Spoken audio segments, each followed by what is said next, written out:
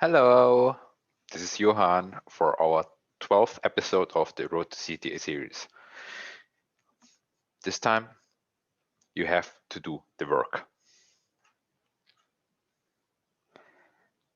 Nothing prepares you for the review board.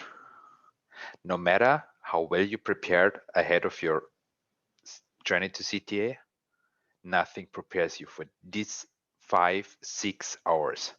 This will be one of the hardest things you will ever do in your life, professionally speaking. We have good news. Over the last week, we had like 3-4 new CTAs out there, all amazing people. And I've been doing CTA studying, CTA coaching now for over a year. I've been a CTA coach now for about 4 months. There's one difference between people who pass and people who fail. People who pass put in the work. There's nothing you have been doing up to that moment which prepares you in any way for the review board. There's no shortcut. There's just nothing you can do to avoid putting in the work. Again, this is my personal opinion. I'm not affiliated with Salesforce. I'm not a judge, and I can't share anything about the real CTA review board. Some people are the exception. Maybe you are one of them. Some people do it completely different. But this is what I observed over the last something like 18 months. But before we go into the topic, you all know the drill, Refugee Force. Hire a refugee today. Refugee Force trains refugees not only in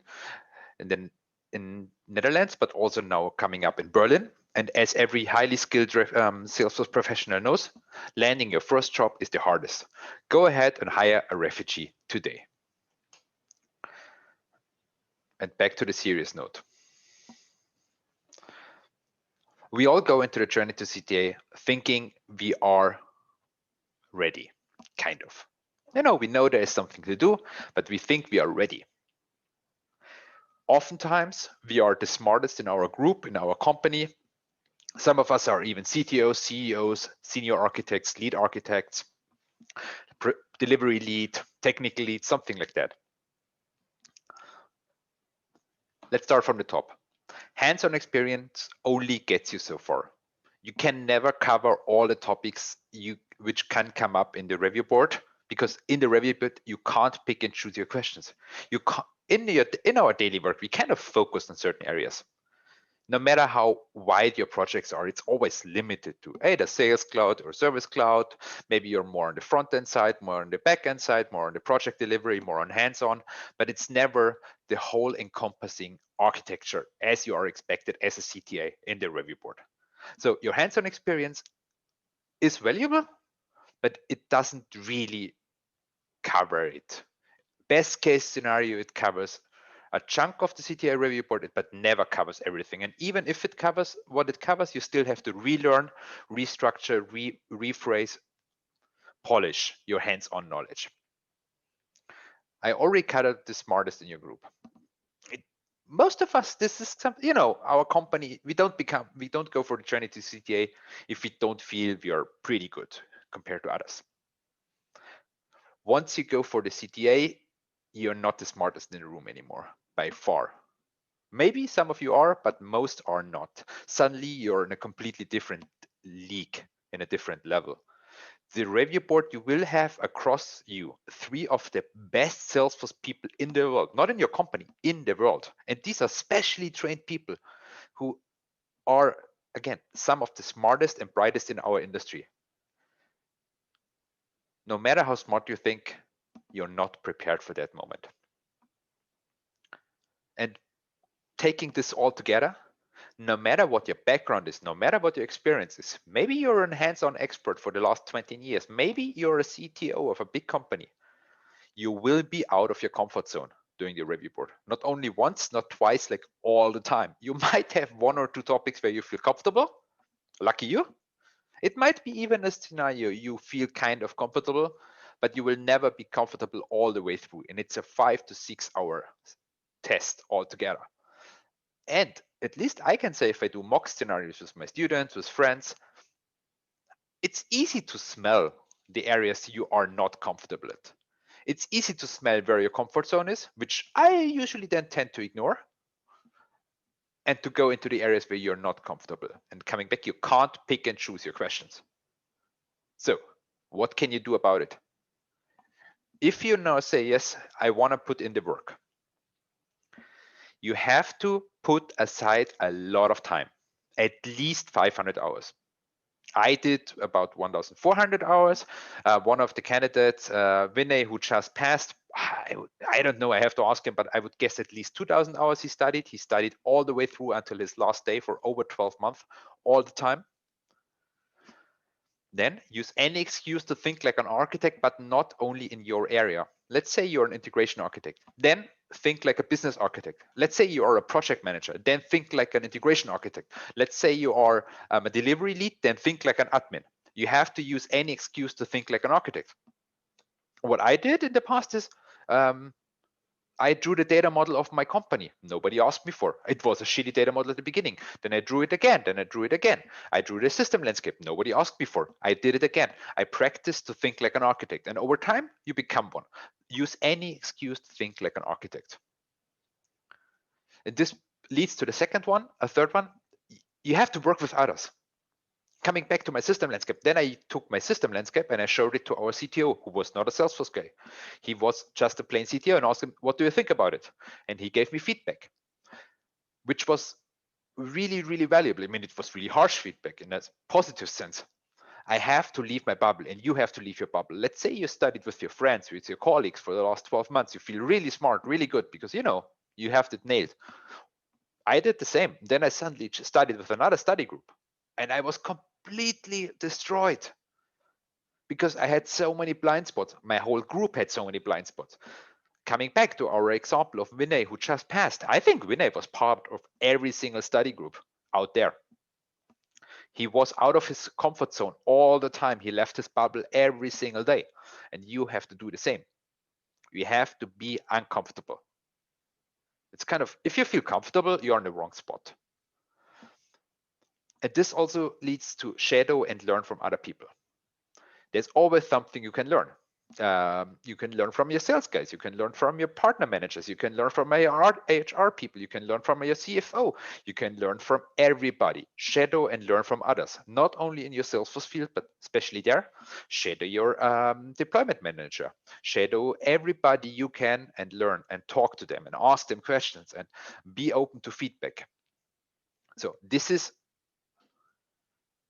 outside of your, let's say, hardcore study part. Now to the study part itself. Do as many mocks as you can somehow do, and do many, many more. Again, I want to use Vinay because he's just the perfect example here.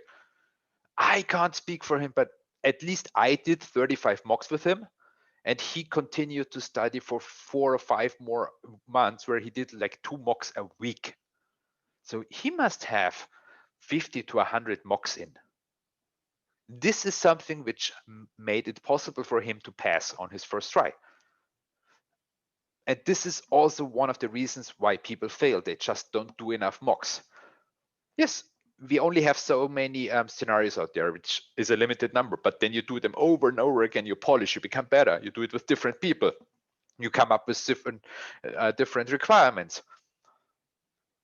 You do it in the morning and the evening. You do it with laptop, with paper.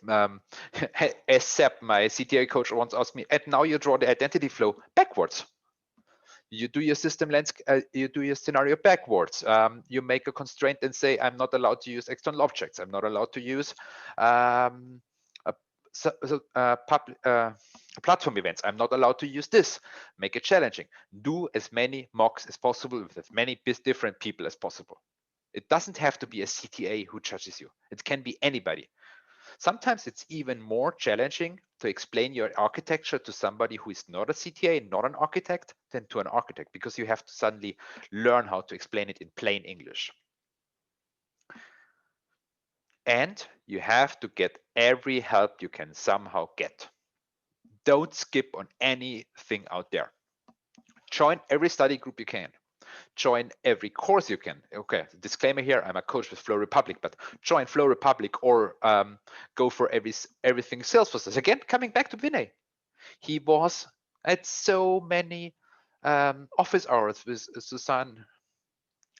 You can't imagine how often he was there. He was at every study group. He did every class. He did every course. He did everything in the book. I did the same. I even took English classes and communication class because nothing prepares you for the review board. You need every help you can get. And the last one, I got that from a person at Salesforce, and I didn't notice that beforehand, but this person told me, everybody, or almost everybody who is a CTA gives back. Somehow, giving back is part of the course.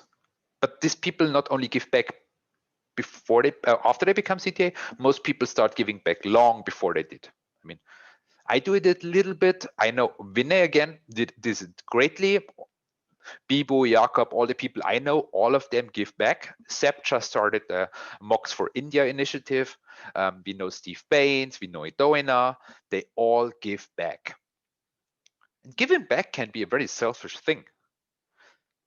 Let's say you create identity flows, as Lawrence did it. His amazing blog post, if you don't know it yet, check it out. His identity flows are just the best. Drawing these identity flows made him go deeper, understand it better, practice it better, polish it, make it understandable, make it clear, avoid any mistakes. And I had the same. I put out a lot of data models I came up with, and then I got feedback from people. Giving back is something which helps others, but it also helps you.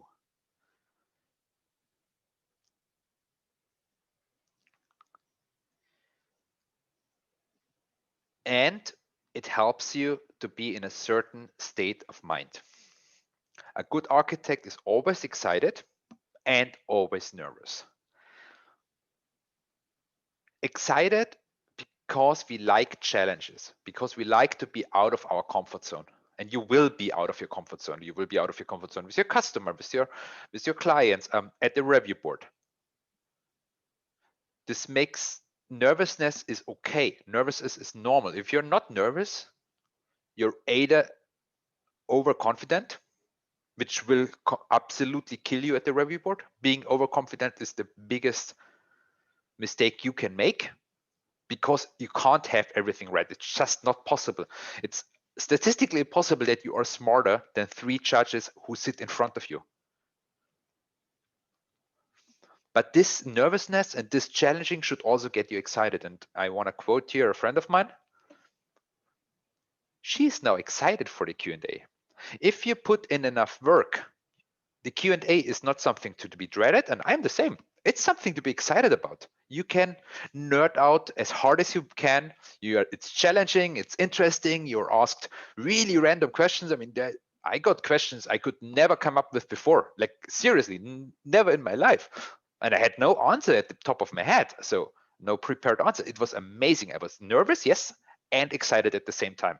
And the excitedness comes because I knew I could solve it. Not because I knew the answer ahead of time, but because I had put enough work. So I was comfortable being out of my comfort zone. And I think this summarizes it. If you put in enough work, you become comfortable outside of your comfort zone. And only when you reach that state where you are nervous and excited at the same time, you are ready for the board and you have a chance of passing. Today was in a little bit of a serious note. It's kind of a wake-up call to some of you, I would say.